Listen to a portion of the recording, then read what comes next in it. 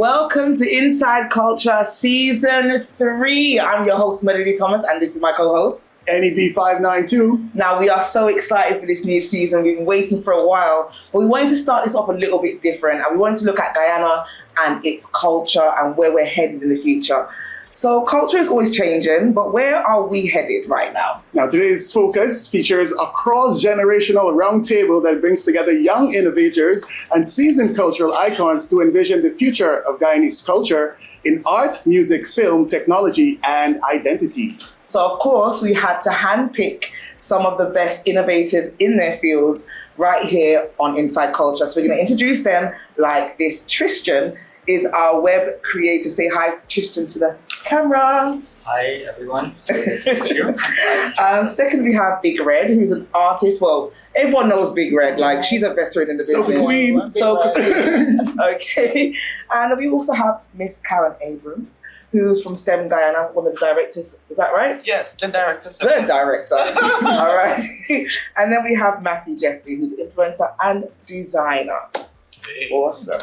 So what we wanted to do is just, ask a few questions as to where you guys think, Guyana is headed in the future. Because I think it's so important, not just for the older ones like myself, but for the young people to have an opinion or what their vision is going forward. So we wanted to just start off with a simple question for everyone to answer. So when you think Guyanese culture in 2030, what do you see? And I'll start with Tristan.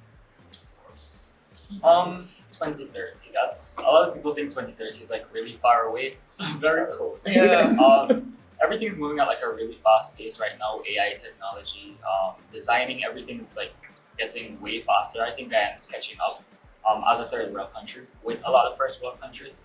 I think the important thing is that it's a bit off screen here, but I think the important thing is that we keep our culture while doing all of this. Mm-hmm. So when I see Guyana in 2030, I'm thinking a country with high infrastructure, well developed, educated people, and just a country that's able to move on its own with a bit less dependency on external.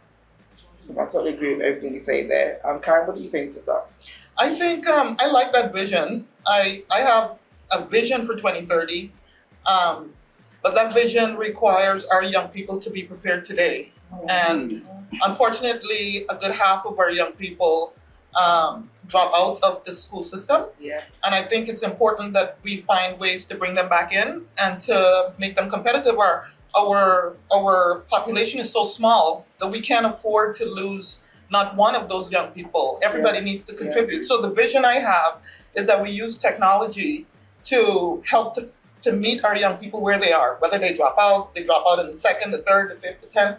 We have artificial intelligence technology today that can meet them where they are and bring them to a level where they can contribute meaningfully. Yeah. So that's my vision for 2030. Red, what do you think in terms of... Can you repeat that question? Yeah, definitely. So what do you think of Guyanese culture in 2030? When you think of it, what do you see in the future? Yes, I wanted to hear the culture part because I knew we were talking about culture here. That's right. Because we're not talking about Guyana and the whole, we're talking about the culture. What's really happening. That's why I said to repeat the question. Because there's so much happening when it comes, especially with the young people. Like I said, the creativity is crazy. And I must say, even as myself and the elder folks that are in the business or that are doing culture, we should work along with the young people. I mean, we tend to say, oh, you don't know anything because you're just born in, but sometimes they have crazy ideas. And for me, I see them working together and bringing so much excitement and so much creativity for 2030. I see that. I see my skin grow when I talk about it because I'm watching young people, watching where they're going, I'm watching where their mind, they're thinking out of the box, and that's the most amazing thing. And I don't think we should step back. We should be a part of what's happening with the young people. You understand? Right. Be a part of the creativity, part of what's happening with them. And they might even learn some stuff from us too. We can both learn from each other. That's what I think really happens in this world is that we learn from each other, young and old doesn't really matter. Exactly. So I think I see us culture-wise, being even better than some countries, I must say. I don't know. That's me. Well, that's your opinion, You can't knock a girl for her opinion now. What do you think? Where's your vision? When you think, okay, 2030, what is Guyana going to look like? Even from your field of expertise. I'm so excited for 2030, to be very honest. For me, I see Guyana as a whole being grounded and being seen globally, right? And like Bigger had said, working with young people is amazing, right? And the fact that she can come out to say that working with us is actually crazy, I love it, right? So in 2030, I see Guyana as a progress, right? As an influential country towards other countries. Right. I love that. I think it's all positive vibes at the end of the day, but I think the most important thing I got from this is that we need to work together, the young and the old, and everybody, and we need to cross over into specialities also, you know, because technology can work in fashion can work in technology. Yeah. But culture is everything. Exactly.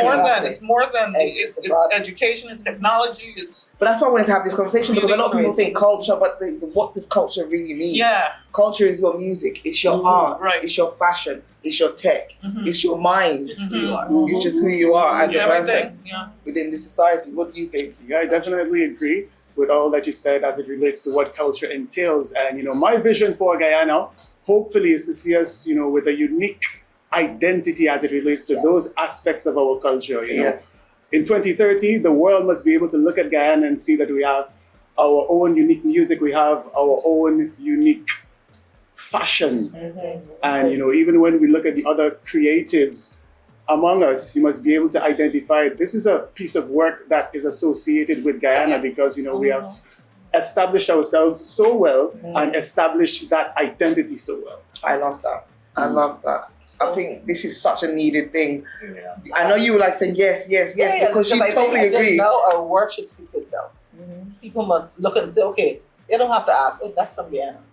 So when you go into a room or you see something anywhere and it turns up, you can be, oh no, that's from Guyana. So we're really standing up. I think we're heading there. Definitely heading I'm big enough my conscience. Yeah, definitely enjoying the roundtable discussion so far. Amazing. And our next topic, we're going to be talking a bit about cultural roots and shifts. So the first question I'd like to ask the panel is, what parts of Guyanese culture must never change? Can we start with you, Ms. Karen? I think building community. I think the idea of the way we support each other, the way if something happens to you in any village in this country, it doesn't matter what race or ethnicity you are, we build community, we stand for each other, we help each other out. I think that's powerful. I think that also we must think in terms of exporting our culture, because remember, we have a diaspora that's more than 1 million people. Of course. So as we talk about strengthening our culture here, I think we have to find ways to package it and to continue to package it and export it abroad so our young people can benefit. So those are some of the things I think about. But really, the sense of community, I think, is something that we should never lose. I love that.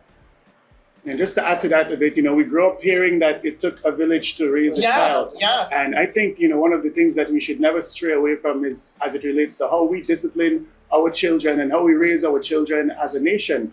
You know, I think we've since moved away from our conventional ways of disciplining children. I think basically because of what the outer world is actually promoting and advocating for, you know, whether someone might say, okay, anyway, that's old fashioned or new fashion, I think that is Guyanese. And I think, you know, that is what made each and every one of us here today who we are, you know, that part of being disciplined in that way and being brought up in that way, you know, even being disciplined from your neighbors or your extended relatives. You know, you don't really see a lot of that happening these days, and it's kind of like a shift away from that culture, which I'm hoping, again, as Karen mentioned, you know, that community spirit, that community vibe, you know, everyone takes responsibility as it relates to if a child, you know, is going down the wrong path. It's everyone's responsibility, and I think we should, you know, keep that. And that's a big part of, you know, who we are as Guyanese people, that, you know, everything is everyone's concern, and, you know, we care about an individual. Everyone in the community cares about that. I think I agree with you in terms of, like, you know, the whole community needs to be vigilant as to what's happening with children, because it's not just your child, it's everyone's child. Is there anything else that we can say that we should hold on to as a nation? One other thing comes to mind as it relates to us as a Guyanese that identifies us easily is our dialect. And I think over the years, you know, it's something, especially in the capital city of Georgetown, you might be puzzled as it relates to if a person is Guyanese or not. So how do you guys feel about the way that we communicate as Guyanese? I think that's gonna change. It's going to change. It changes all the time. We're just here a moment in time. Yeah. I mean, the dialect, if you look at 100 years ago in certain places in Guyana, was completely different from the way I run a STEM club program, and the young kids that come in there, they're watching television, they're interacting with kids from other places. They don't sound the way we sounded when we were in school. So I think culture also shifts over time, language shifts over time, our accents will shift over time. None of this is unusual, I think. But I like the fact that when I walk into a store in the United States, I hear that accent. I can turn around and immediately know my people, right? I love that. So I don't know. I need a balance there. I can appreciate that it could change, but I love that feeling when you're overseas and you hear that accent. You're just like... Man, there's just particular phrases that they say, now you're Guyanese straight out. Or they have a Guyanese spirit. Yeah, especially if you're in a place, not like New York, because everybody, you hear that all the time. But if you're in a place like maybe Georgia or other places where you don't hear Guyanese accents as much, and you hear that, it's just a powerful, nostalgic thing, and I appreciate that. Yeah. What do you think? I feel like our dialect is very authentic. Like she said, it's a good feel to know that you can just go out there and just say, oh, this is a Guyanese. And the fact is that you can differentiate it. It's so cool. And I feel that should just, like she said, it won't be singing forever, but it's something that will be very important to us. That's to be identified. And I think a lot of people say this about music because you're an expert on the music right now. So what do you think about Guyanese artists putting in a lot more of the dialect or our specific phrases I've in the been music? singing my own dialect. My music is my music. Well, you are different. I don't care about anything else.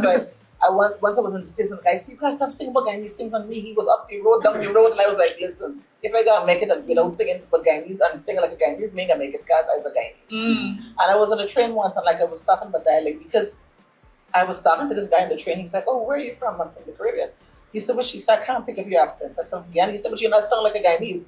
So I'm like, what does a Guyanese sound like? So we kind of have different dialects in Guyana because you might hear an Indian speaking, and he's accustomed to hearing Indian. So it's like, but I live in Florida, and the Guyanese don't speak like that. So I said, I'm Guyanese, but I just speak maybe proper English, but I'm a Guyanese, that's how I speak. And so our dialect is it's already changing, it's different because we have people from the countryside who speak different than the people from Georgetown. Exactly. So it's kind of different. So even when you go abroad, people might say, she's not Guyanese. That's not because he accustomed to hearing a Guyanese speak in a certain way. But I think, So it's already different. So we already have a different. In terms of the dialects and stuff, for you, how do you think that translates in your field?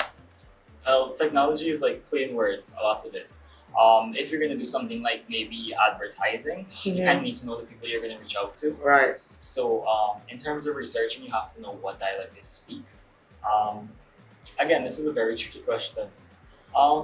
But yeah, I agree with everything you said. The dialect is different everywhere. Like, persons are going to be home, their entire family might speak the rawest Creole ever. But they're going to watch some silly little cartoon, and then they're going to have a British accent. Yes, the kids. I think we play a lot when it comes to that. It's like Peppa Pig, right? It's like so many kids I know watch Peppa Pig, and now they talk like Peppa Pig. Most of my little cousins, they have like this accent. Yes. Like they sound so American. I noticed it. The young kids. Yeah. It's like somebody going, oh my gosh, your American accent is very strong. Oh, how long have you lived there? I've never lived there. Yeah, I think that's one of the most important things about the dialect. I love it. It makes us unique. It makes us stand out. I want to hear a lot more of it in the music as well from Guyanese artists. But I'm definitely loving this roundtable conversation. I think it's so necessary. It's so relaxed and it's a vibe. But we'll be back right after the break. Furnishing your apartment complex. Kissoon's local and imported line of living room, bedroom, and dining room furniture will have heads turning. Shop in store today. Kissoon's Furniture, furnishing homes for over 50 years.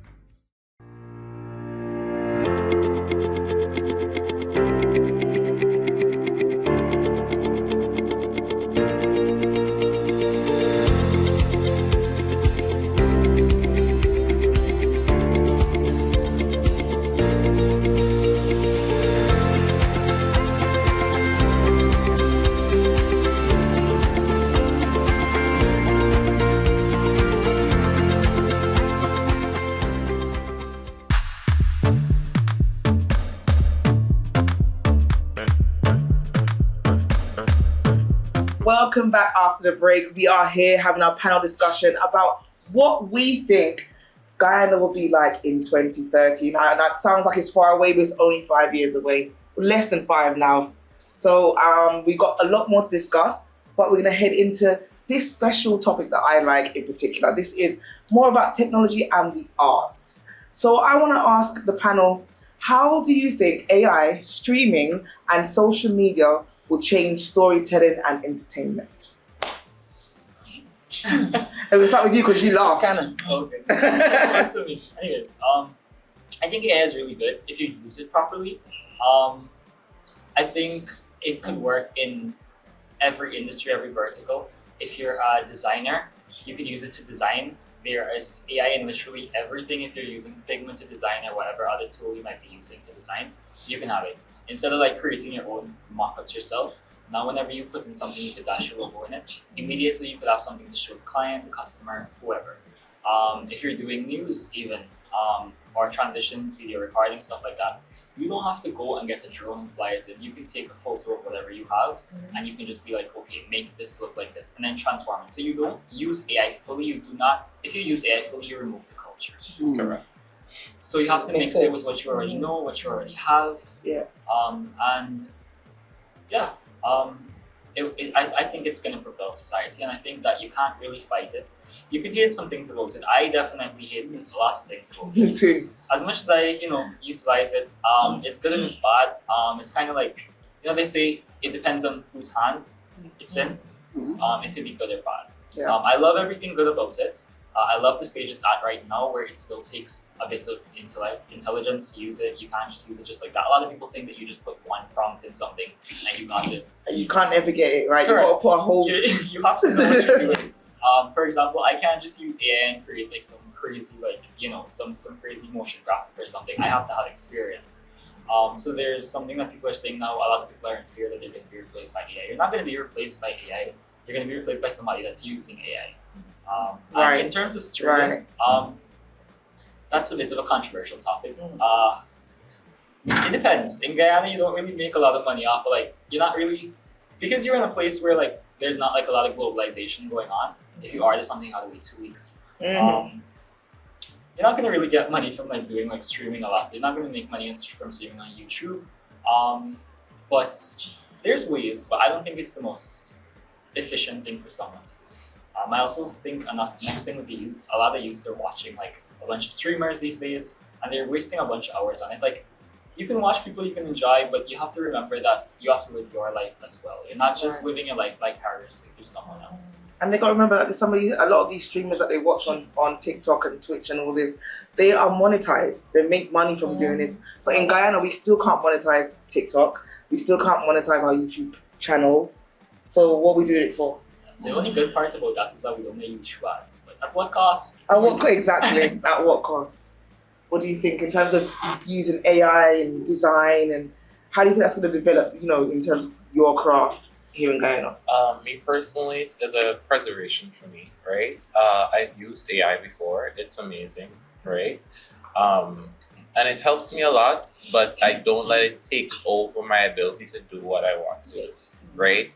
You still need to get some sort of balance between it. And I feel that's also good for our culture as well, because it helps to preserve it, right? As much as we might say AI is not good, what's not, like he said, it's how you use it, right? And if you use it to actually show what we have to offer, right, then it's preserved there on the media. Right? Yeah. And if we can do art, design, they'll see that art is our culture as well. And AI is learning about our culture as well. So that should be a grace period whereby, okay, we're moving somewhere. Don't see AI as a negative, use it as a positive. So just to refresh the question again, so how will AI, streaming, and social media change storytelling and entertainment, Karen? Thank you for refreshing that.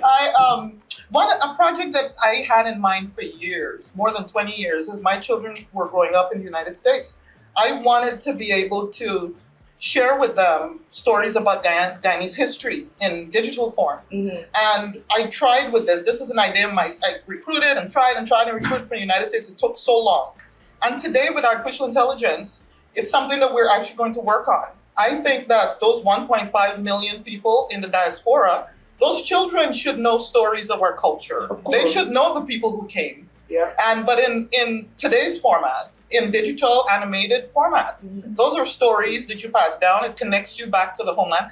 And by the way, a lot of the trade that's happening between the exports from Guyana to the United States, it's to people like me who are getting older, who don't eat as much sugar anymore, whose tastes are changing from the Guyanese culture, and who are a critical market. So our children now, the next generation, I have 4. So those are the ones y'all need to be talking to, creating relationships with, selling to, connecting with. And how do you do that if you're not sharing stories of who we are, sharing our culture, sharing why sugar cake is part of us, or mitai or whatever? I'm not going to buy it. My children will. So, and by the way, all 4 of my children who were born in the United States all rep Guyana flags on Instagram. I don't know why, but they all are Guyanese. Yeah, me too. They all are Guyanese. So, yes, it's important. I think we could tell those stories with the technology, and we should connect. And so, for the last thing that we're not monetizing, you young people aren't able to monetize those streams and so on. That's just today. You have to keep up the culture. You have to entertain. You have to grow that audience. You have to have people from all around the world appreciate it. And then we can make a case that, okay, let's go and petition. Let's get IP in place, intellectual property and so on rights. And let's make this happen. Yeah. But right now, even if it doesn't happen today, you got to prepare for tomorrow. Yes. You know? I agree with that. That actually, that makes so much sense. There's no point trying to build when someone's at the door. Exactly. You know what I mean? Furnishing your apartment complex. Kissoon's local and imported line of living room, bedroom, and dining room furniture will have heads turning. Shop in store today. Kissoon's Furniture, furnishing homes for over 50 years.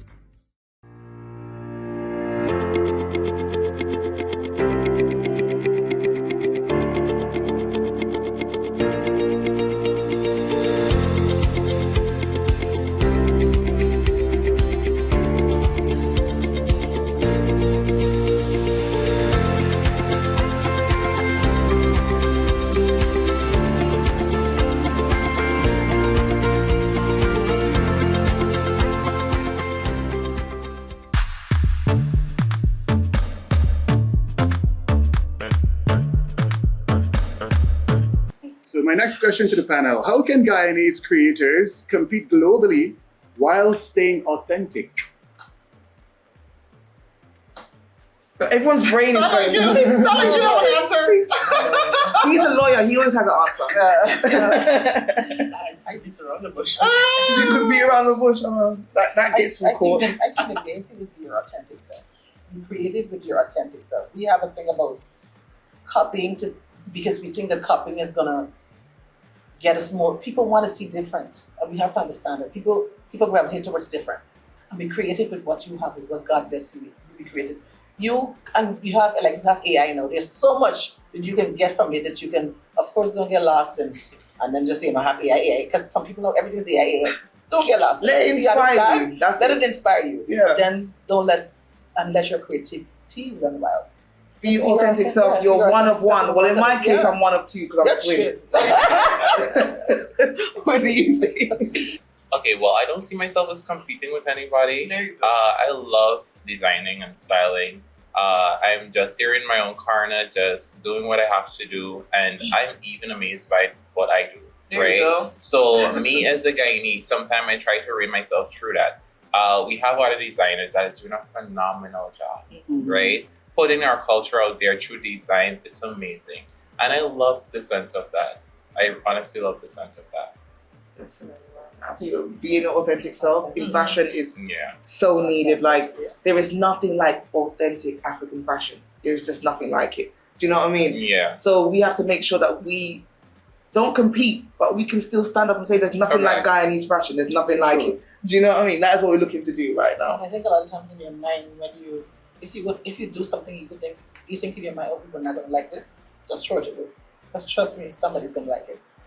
It's just one person got started with it. There's some crazy styles that people put up, and people are like, oh God, that is so ugly. And then you see everybody else wearing it. So sometimes some people crazy things that you come up with, don't be like, nah, I can't put this on, because trust me, There's And I some bet you crazy read person out there. it's a song that you did that you don't like that everyone likes. Oh yeah.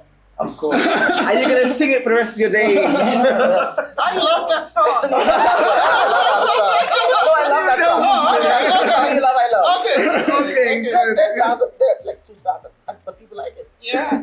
Yeah, but I think when it speaks to embracing our authenticity, we need That's more it. That's it right platforms, there. you know, in the field of fashion, we need more fashion shows so that Guyanese will be able to actually see, you know, what we have on offer. And they will be able to embrace it because out of sight, out of mind, if I don't know what you're creating, how am I able to buy into you? Exactly. Something else as it relates to our authenticity. You know, we've seen it in music.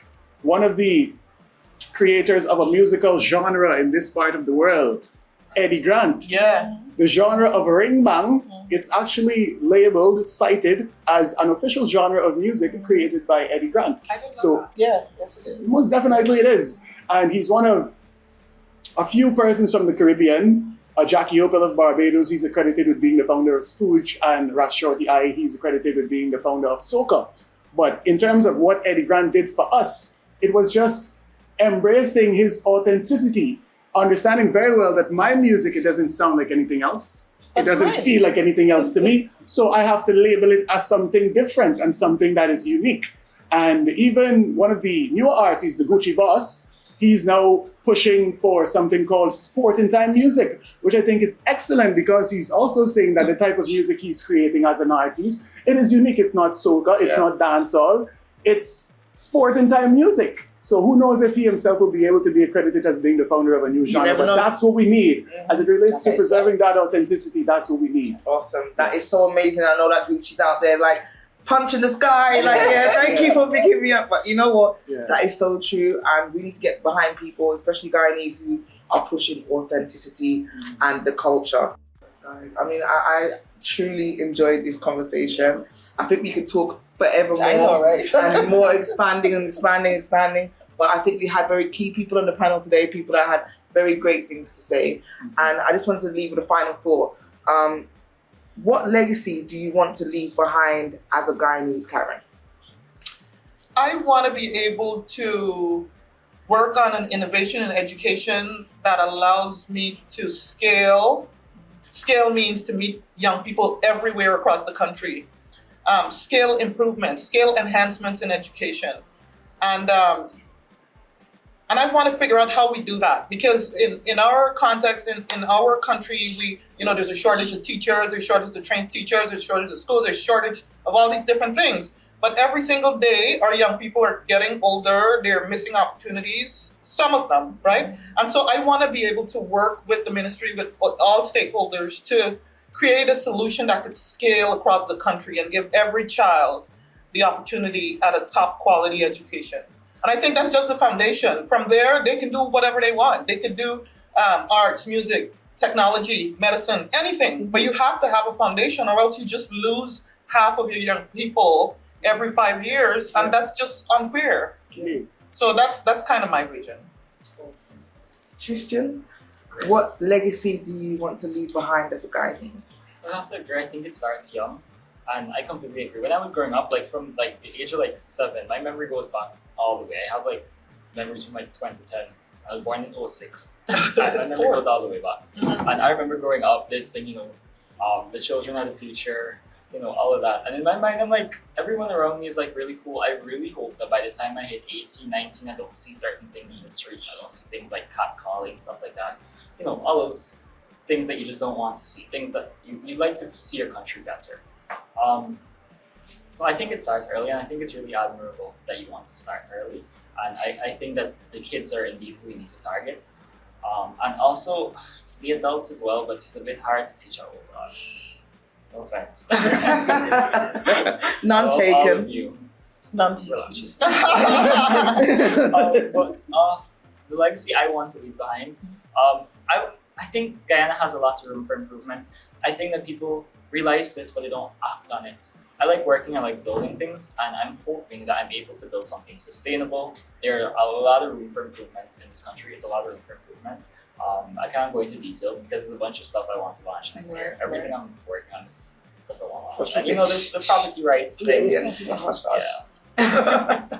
Lovely. I think there's a lot of room for improvement in the universities, in the schools, with businesses, with everything. Everything can be so much more organized. And I work with data so much that I can see that these things need to be fixed. And I just want to make it so that Guyana is as automated and simple and easy to use for everyone so that they don't have to worry about certain things. And I have way bigger goals than that. But overall, that is the least that I'd like to do. Awesome. Still with us? So what is your legacy? What would you like to leave behind? Okay, I don't want to go too much into it, right? Because I'm working on it currently, but I'm just going to give the base of what I'm working on. I want to build a brand that we can call our own, right? That I can have as a Guyanese own brand, and it must be a luxury brand, right? There isn't a lot of luxury brand here in Guyana, and if we do have luxury brand, it's not supported by Guyanese, right? So I want to build a brand that we can call our own, and I want to leave that legacy behind. That's amazing, amazing. Red? Well, you've already left quite a lot of legacy. I have left quite a lot of legacy. But I'm a laborer. And laborers, we share information, Like my mom. emotion, yeah. So what I want to leave is changing lives, because that's what I do. I literally meet people every day and they tell me the whole life story, and I'm like a therapist. I don't know. But I talk to people. I want to leave that. I want to change. I want to change people. Because when you change people, they become so much more. They have so much more confidence. They have so much more drive, And that's what I do every single day. Not just through music, but through communicating with people. Because everywhere I go, we're in a taxi to start telling about the story. And I realized, I come to the realization that, listen, this is what God put you here to do. Exactly. And so I'm just done with Don't it. fight it. I don't fight it anymore. And I'm serious. I literally go everywhere. I don't know you, and you sit next to me, you start telling me, come. And I'm sitting there, I'm like, okay, now I'm going to say to you. So I want to leave that, because that's what God put me here for, and I can't fight it, I can't change it. And that's what I do. That's what I do. And so I want to change lives, because when you change lives, people become better. You might save them from even committing suicide. You might save them from making a wrong decision with their family or with their spouse or with it. So I think for me, I'm content being changing, doing that. And in terms of a musician, what I'd like to leave behind, or an artist, not just an artist, but a music business professional, I want to leave behind a real change in music law in Guyana and a real foundation. If I can create a music society for us, part of it, yes. it doesn't have to be, I don't care if I'm the leader. I just want to be a part of it. Yes. That's all. And I'm willing to work towards I that. say once somebody has a start, I'm going to be there. That's it. Whether it's the ministry or whoever else, let's have a conversation and let's get it together, people. Yeah. What about you, friend? I know you got. He's got so much legacy. Well, just give us a little bit, okay? Don't take forever. Well, as it relates to the legacy that I would like to leave behind when all of my work is done, it has to be the legacy of being one of the most authentic Guyanese. I actually added 592 to my entertainment name, not just NEB. I want it to be known as NEB 592. So anywhere anyone sees that name, they can safely say that this person is associated with Guyana. My social media name on Facebook is The Real NEB, which also speaks to, a direct effort and attempt to be as sincere as I can possibly be. So that's definitely my legacy. I just want to be as authentic as I could possibly be. I want to be me. And in every piece of work that I release or create, there must be something that you can safely say that, yes, we can associate this with him as a Guyanese individual. Amazing. So I think this episode is our first episode of season 3, and it has been an amazing episode. We could have been wilding out, how we do inside culture, but we thought, let's get to the culture, let's have a conversation, let's open as we mean to go on, which is promoting Guyanese around the world to the diaspora and just everyone.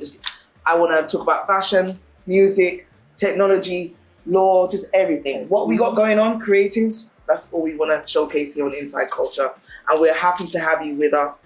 And we'll be back here again next week for episode 2 of Inside Culture. NEB 592. Had a great time. Yeah, it was awesome. Thank you to everyone on the panel as well. Tristan, Karen, everyone, Bread. You're always there. She's always there. Since I call her, she's there all the time. Thank you guys for joining us. And next time, we'd love to invite you back for another talk with us. I would love to be here. We still got more to talk about. A lot more to talk about. So guys, that was our vision on what we think 2030 in Guyana is going to look like. And we'll see you next time right here on Inside Culture.